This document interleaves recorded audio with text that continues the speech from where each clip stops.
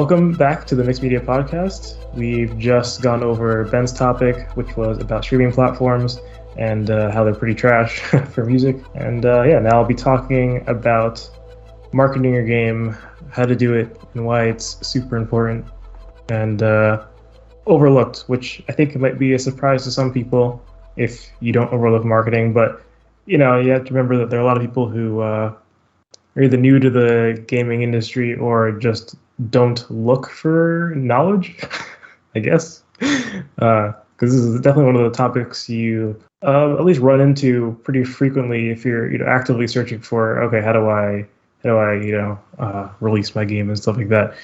And the problem is a lot of people don't actually listen to it if they hear it, or they just don't know at all. So yeah, I'm going to enlighten you on this topic. Also, you can, I gave this plug last time, but if you need some marketing help, you can go to ariella.co and I give free consultations.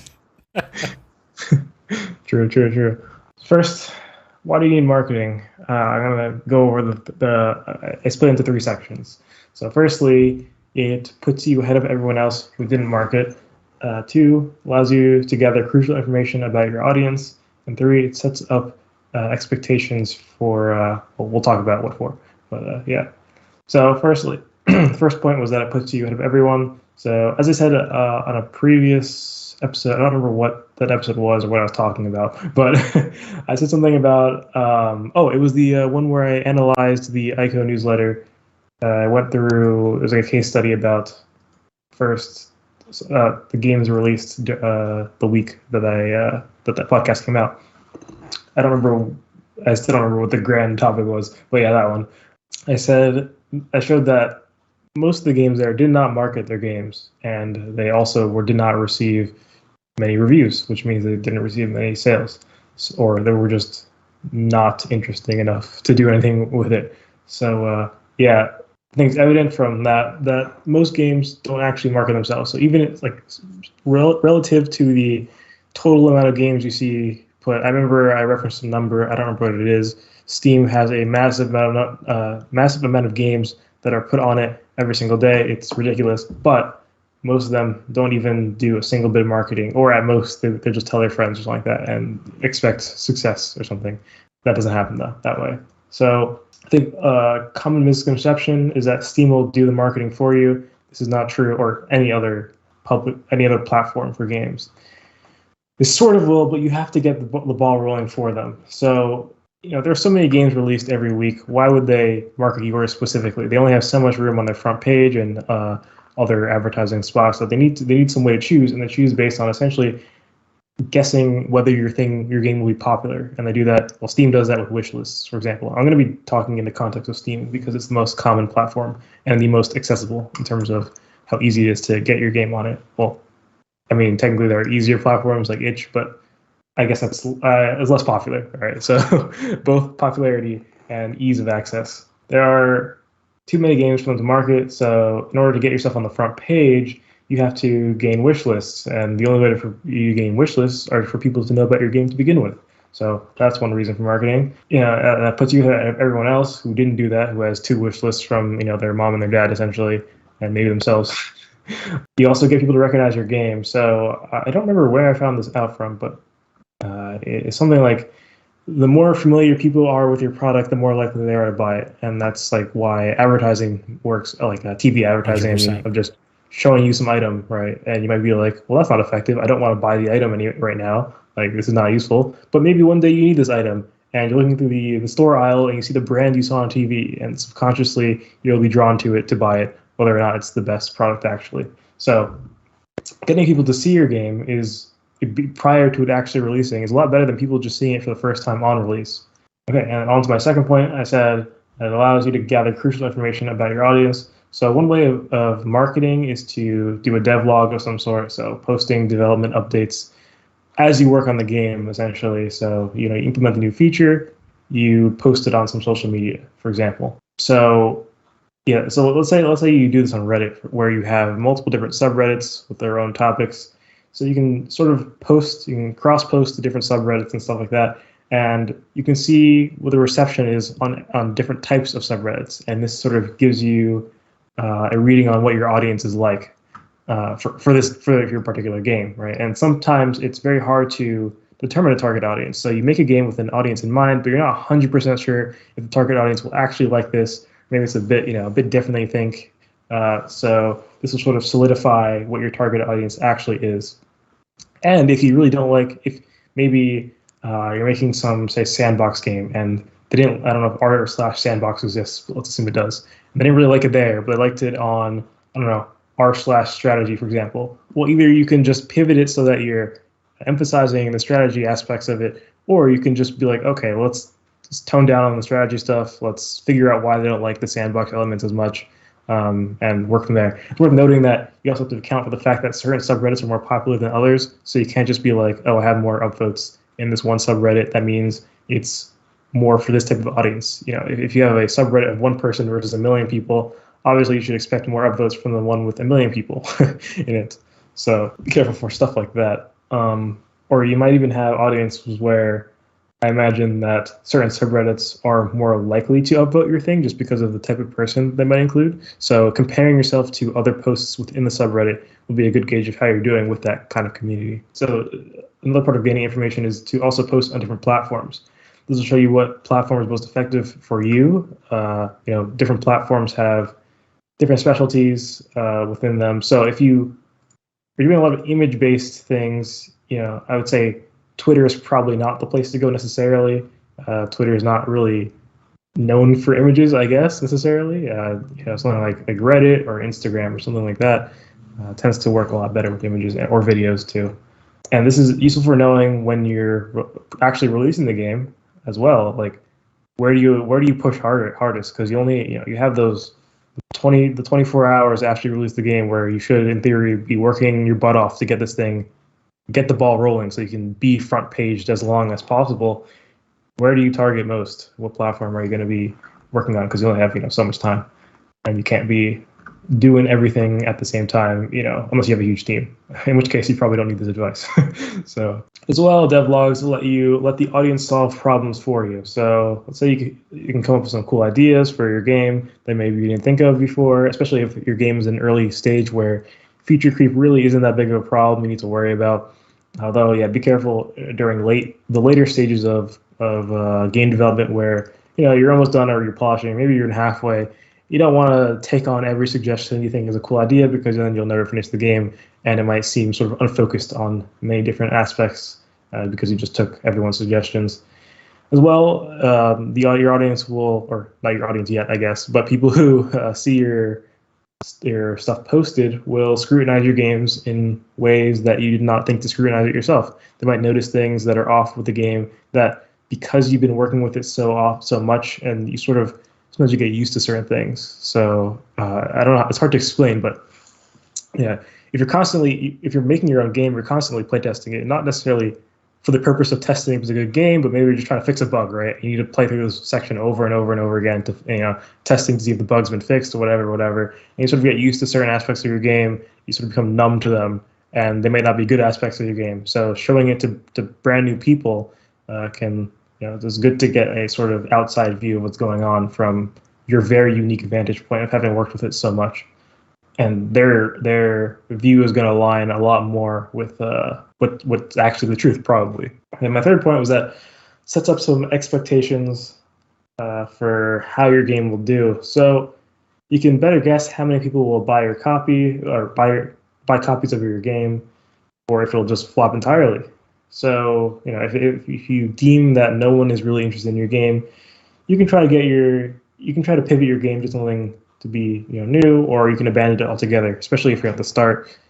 At the start, it's great, actually. You should do this as early as possible, because at the start you have the most time to pivot. Nothing's really baked in at this time, and at the same time, abandoning it isn't a big cost. You didn't spend months necessarily on this game, so it's good to just try to advertise as you do, say, your minimum viable product or something like that. The initial part of marketing is just as important as the end. The initial part will give you more important feedback, I think, about the general way your game is going, but the end will be what gets people to buy your game, because if you only advertise in the beginning, people are not necessarily going to remember your game. They're not going to remember to go and wishlist it whenever you put it on Steam and stuff like that. As well, being able to estimate how many copies your game will how many copies your game will sell is useful for determining your budget. So if you think your game will sell, $1,000 worth of copies, then you can adjust your budget accordingly, maybe higher or lower depending on what you thought originally. Make $10,000, whatever. I understand this is a very hard thing to do. It's not like you can just feel like, oh, I got 100 upvotes. That means, I don't know, 50 buys. It doesn't really work like that. But at least, if you're getting some upvotes, you'll make more than $0 probably. So you can be a bit more, a bit less cautious about spending money on your game. And you can also guess at a good price for your game. So this is kind of weird because, I would say that, with the interest of your game, as that increases, you should make your game a higher price. And I don't really know too much about pricing your game, but what I always notice is that it doesn't really follow a sort of interest versus, sort of. It doesn't really follow a quality versus price graph entirely for all games, right? I think I poked fun at this before that games are either $30 or $60 and there's no in between, or free, and there's not really much in between. Because I don't know, it's just, I guess people will buy it for some reason, like that, or the fact that some games are pushed to $60 and no one will buy a cent more than that for whatever reason.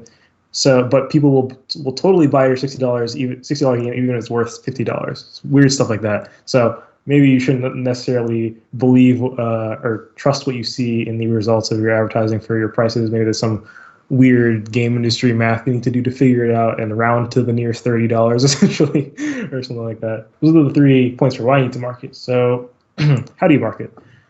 There was I did mention before the devlog idea. You might be able to see a lot of devlogs, but I don't think it's saturated yet, and not even close to the target audience for devlogs. Depends what kind of devlog you're doing too. If you're doing YouTube, I agree entirely. What'd you say? I agree entirely. The gaming devs don't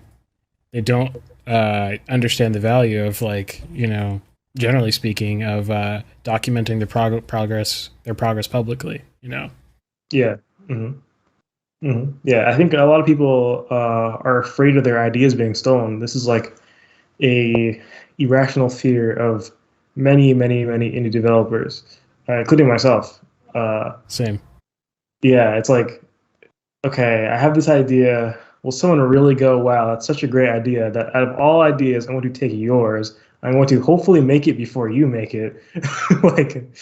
I don't know, especially if you're very vague about your ideas. I mean, they can make a game that's similar, but it's not the same, and that might be fine. That's really assuming that they actually steal your idea. What's more likely to happen is you make your game, then they steal it because they see the success, which happens, which is annoying, but happens a lot in the mobile game market where people will make their $2 games, which are fairly easy to copy, and so someone will just copy it, put it literally, just change some textures. Hopefully, no one notices. People will notice anyways, and it's unfortunate, but yeah, you probably won't get your game stolen though by just spouting ideas out mid development. Probably not. It also shows that you're serious about it, so you're giving them some competition. But yeah, so. I think on YouTube, it's maybe a bit more saturated. I still wouldn't say nearly completely saturated, but it's a bit more of a worry because when you go to YouTube, you're really looking for you have to watch a YouTube video is a lot more of an investment than watching a Reddit video because a Reddit video is only so long. A YouTube video can be fairly long, right? And up until recently, YouTube hasn't been really used that much for super short form content like Reddit, but I guess things are changing. So maybe you can try to invade that space if no one has done that currently, which I'm not really sure of any what do you call them, devlogs that use YouTube Shorts. I only watch devlogs from the normal YouTube stuff. So you should do it. There's a big space there, huh? You should do it. Yeah, I'll talk at the end about why I don't do this. But yeah. Have you seen people doing indie game developers doing things like Kickstarter, GoFundMe, Patreon, rewards and that kind of stuff? People supporting it. Yeah, definitely. Patreon's pretty common on YouTube for people who do devlogs. Kickstarter is, I think, an underused thing as well.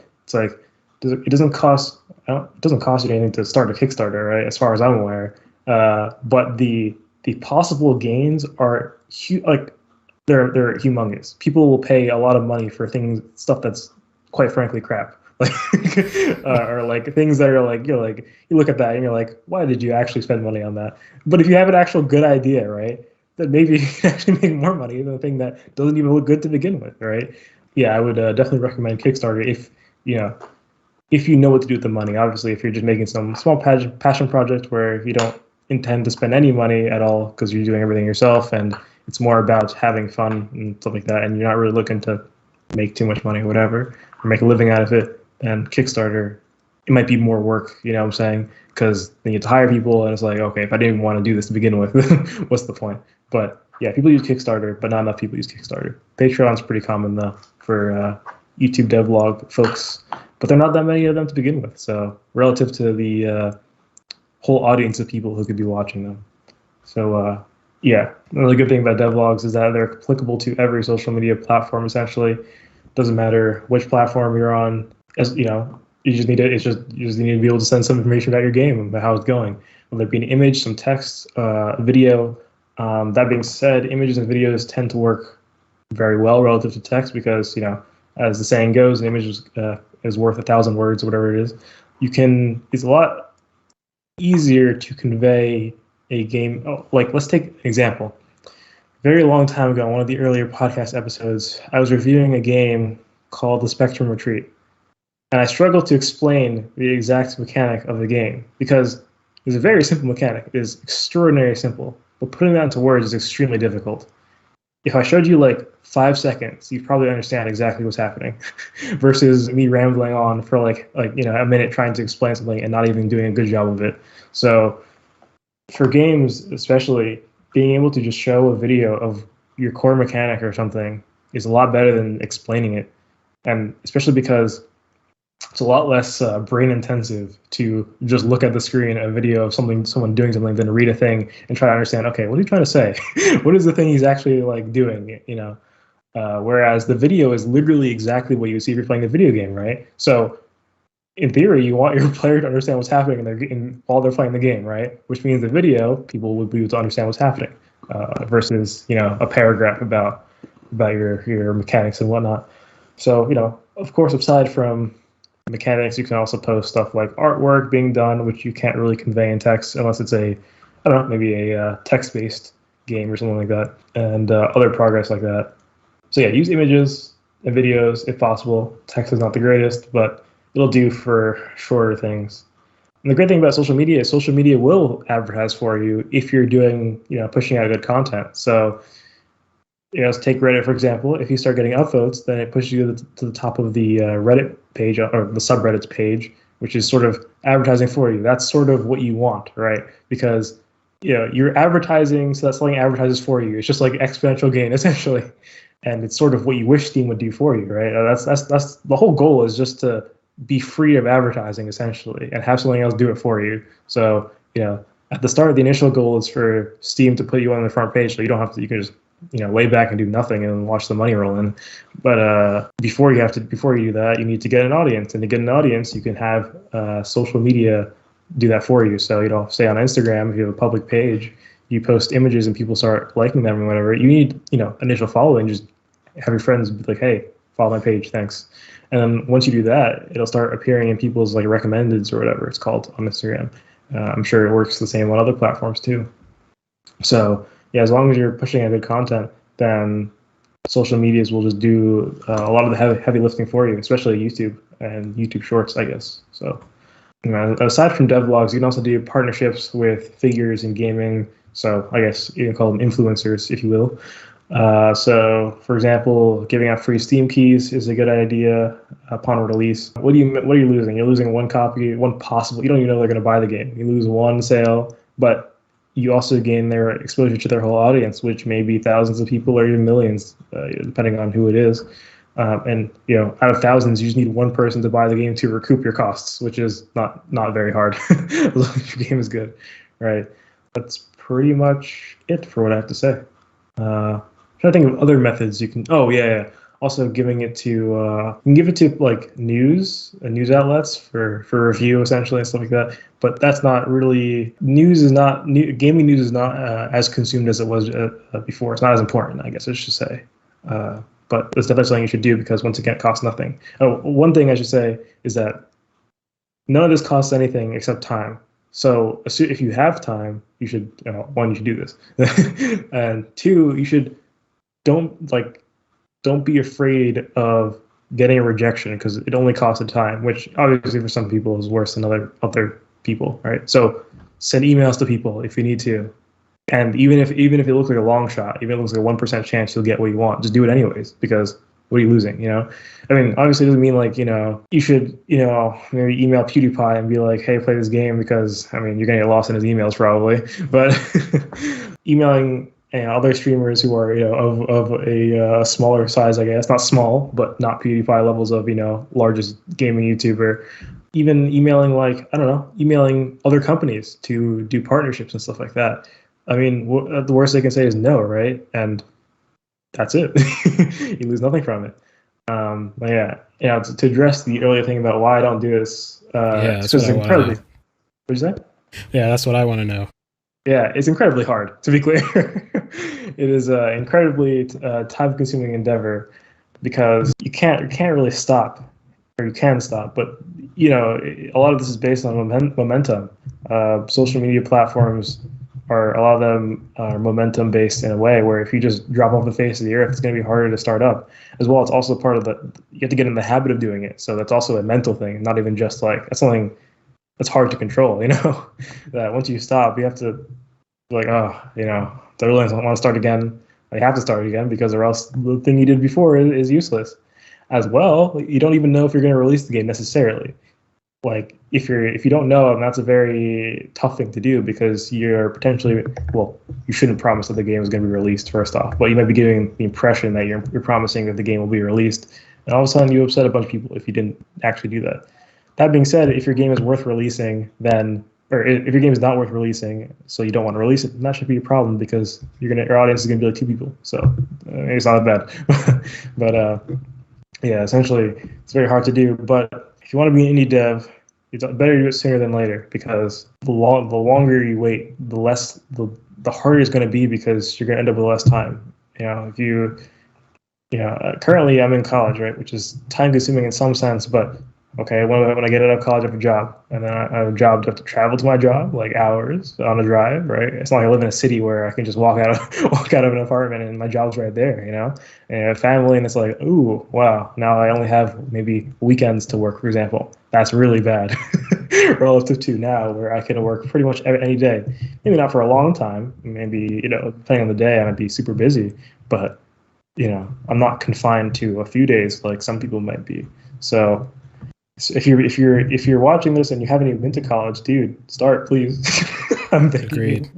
you. Like you'll it also depends on what college you go to be clear, but if you there's some colleges that are a lot less demanding than other ones. So if you end up going to a minimal work college, then, or if you don't end up going to college at all, then maybe maybe it's not so bad.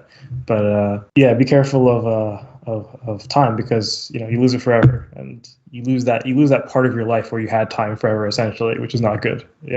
So yeah, I should probably start doing this. It's just extraordinarily hard to get into it. I've actually brainstormed different types of content. I even had a audio only idea for YouTube Shorts with messing with synthesizers and just I even made a bunch of accounts in the case, reserved in case, because one of the annoying things is that all the good account names are taken. So I made sure to reserve that one just in case I ended up using it. But yeah, maybe I'll do that. I don't know. So it's a lot to think about. I 100% sympathize. I quit my job. I'm doing my stuff full time, and I still I was on a schedule with my posts and stuff on my social media accounts and everything, and I was putting in the work, and I was getting rewarded for it. It worked, so I got some business in return. The problem is once I got the business in return, it kind of crunched my time and crunched out that part of time I had, disrupted my schedule for posting all of my other stuff and like being super active. Now, since then, I've been going, okay, when will be the time? When will be the time? And part of the reason I wanted to do a podcast like this was to force, I mean, all of us is good for all of us, right? Force us to keep putting our names out there consistently in some way, even if it's like a little bit more simple off the cuff. I mean, it's just a different kind of content, right? But I would love to be putting out a YouTube video every week, but right now it feels like it's impossible, even though the returns I know would be very good, especially because I do this for other people. It's kind of strange in that way, but Also, a weird thing is that it feels incredibly like lonely in a way, because you're the only one doing it. Mm-hmm. It's like you don't have a team to work with, and if you want a team as an indie dev, dude, good luck. It's hard because it's not that the people who won't do it. It's that those people don't want what you want. It's not not necessarily that the vision is different. That is one thing, that the vision for your game might be different, but like sorry if you need a phone ring, but they might not want might not want the company, you know what I'm saying? They might not be that invested, Might be like, oh, I'll be part of your team and be a, I don't know, programmer, artist, whatever. And you find out 2 months in, they're like, this is hard, dude. I think I'm gonna quit. And it's like, come on, bro. Can't be quitting here. Well, this is your dream, but it's not their dream. They were just there because they thought they're being nice and stuff, Just wanted to help you out. So yeah, it's hard doing it alone is like, it's tough. I couldn't agree more. It's incredibly lonely. It's incredibly lonely. Yeah, I remember there's this guy who was a YouTuber. This is interesting because this is the opposite of what I'm saying actually. So whatever, take it, make of it what you will. But as a YouTuber, I can't remember his name. He was a fairly well-known game developer, YouTuber. Thomas Rush, I think his name is.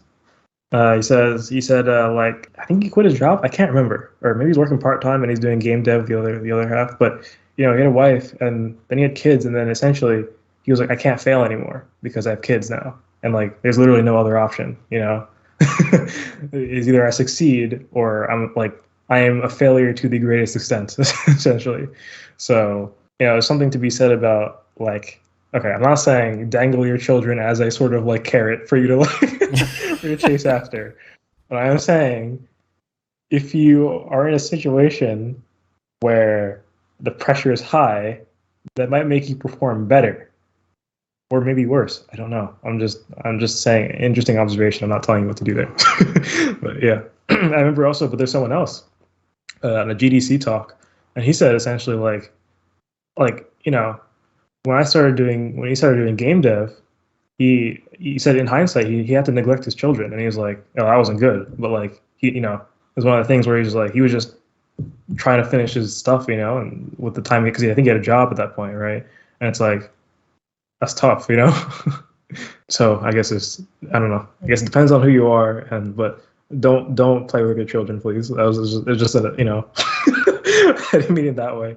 Yeah, the thing I'd like to say is I think what happens, I think the way this positively works out for you, if you're thinking to yourself, well, this sounds too difficult, and I have too much in the way, I don't want to sacrifice these things. I think the positive way to look at it as to how it can be, how to say what you just said, purely constructively, is you have to become more mature. That's what ends up being the thing that has to happen, right? Like, you have to be mature enough to be able to say, I'm not going to spend as many hours on YouTube, right? I'm not gonna, you're gonna have to cut. Like, if you want to have a child and have a family and still do all this stuff, that's amazing. But you're gonna have to grow up like extremely quickly under that pressure. And what you don't want that pressure to be is like something negative, right? You don't want to view your child as like, that's the thing that's stopping me from, that's terrible, right? But instead more like a reason to mature, if that makes sense, and put your priorities in order. Yeah, I think a good technique that I'm using is just think about what is the consequence of not doing it, right? And do you want to live in a world where you didn't do it, essentially, by a certain time, really? Because the consequence of just not doing it it's hard because without a time constraint, because it's sort of people tend to not live as if their life is finite, essentially. So if you put a very close deadline of like, not very close, I mean, maybe within a couple of years, for example, and say, okay, the alternative is I will have to do this, for example. All right. For me, it's like, I have to go through like 3 more years of college. I don't want to be here. It costs a lot of money, costs a lot of time, it's a lot of stress. If I am able to become like financially stable before then that's not required anymore. So, yeah. And also, I have to, work a job where it might not be pleasant. Essentially, that's also a thing. But yeah, makes sense to me. Is that it? Yeah, that's all I have to say.